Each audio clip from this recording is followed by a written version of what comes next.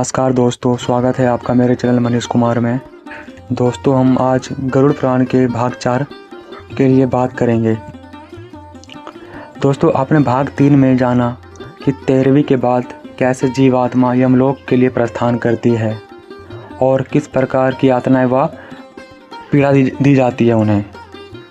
अर्थात यमलोक के मार्ग में आने वाले 16 नगरों में से 8 नगर भी हमने आपको बताए थे।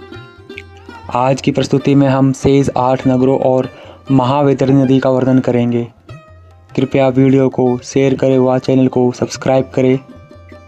चलिए शुरू करते हैं। गरुड़ पुराण के अनुसार पक्षीराज गरुड़ भगवान विष्णु से प्रश्न करते हैं कि मृत्यु लोक और लोक के मध्य स्थित नदी से जीवात्मा का क्या संबंध है और उन्हें इस नदी में किन तरह का दंड दिया जाता है अथवा किस प्रकार पापी जीवात्माएं महावैतरणी नदी को पार करती है।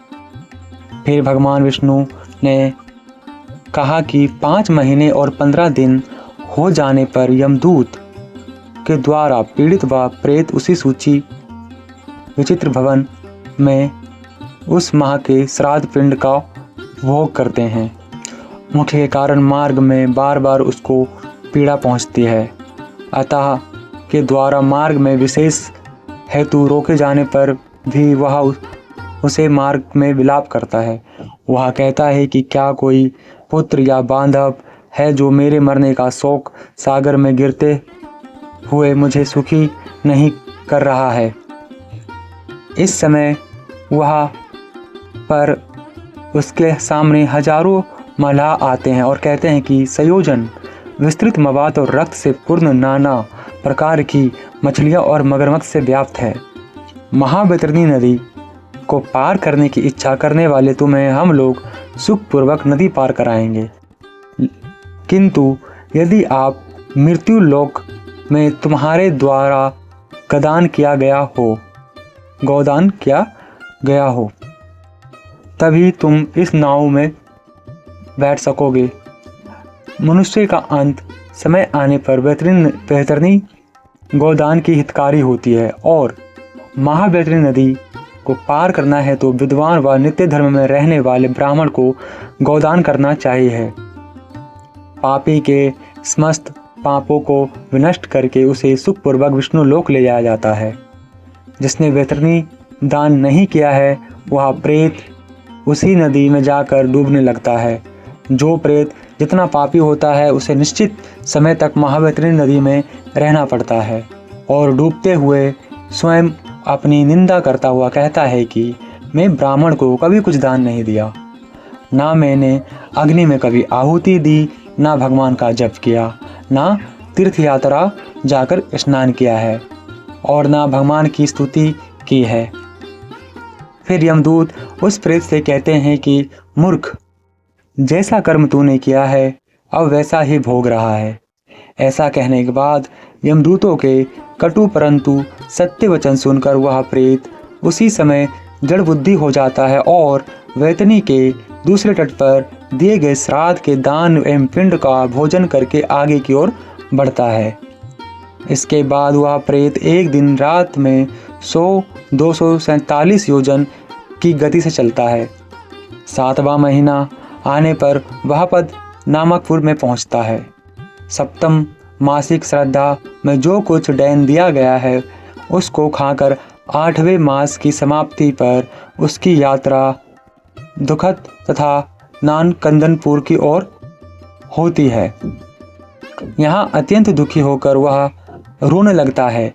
यहाँ के निवासियों को कर्दन यानी रोटा देखकर वह प्रेत स्वयं शून्य हृदय एवं दुखित होकर बहुत जोर जोर से विलाप करने लगता है।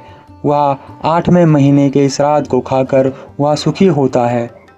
नगर को छोड़कर वह तपुर चला जाता है। प्रेत 90 मास में श्राद्ध में पुत्र द्वारा दिए गए पिंडदान एवं कराए गए ब्राह्मण भोज को खाता है। 10वें मास में वह रौद्र नगर जाता है। वहाँ वह 10वें मास के श्राद्ध का भोजन करके आगे स्थित पर्योवर्सन नामकपुर के लिए चल देता है। वहाँ पहुंचकर वह 11वें मास के श्राद्ध को भोजन करता है और वहाँ मेघों की ऐसी जल वर्षा होती है जिससे प्रेत को बहुत ही कष्ट होता है। तंदातर आगे की ओर बढ़ता हुआ वह प्रेत अत्यंत कड़कती हुई धूप और प्यास से तड़पने लगता है। हैत्र ने श्राद्ध में जो कुछ दान दिया है उसका ही वह दुखित प्रेत का भोग करता है। इसके बाद वर्ष समाप्ति के कुछ दिन शेष रहने पर अथवा 11वां महीना के 15 दिन बीत जाने पर वह सीतादपुर जाता है, जहाँ प्राणियों को अत्यंत कष्ट देने वाले ठंड पड़ती है।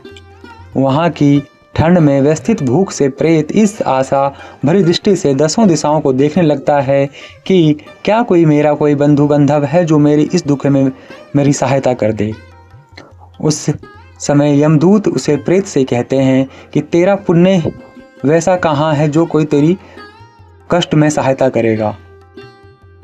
इसके बाद वहाँ से 44 योजन परिक्षेत्र में फैला हुआ गंधर्व और अप्सराओं से परिव्याप्त और अत्यंत मनोरम वधुधर्म भीट भवन पड़ता है, जहाँ 84 लाख मूर्त एवं अमृत निवासी निवास करते हैं।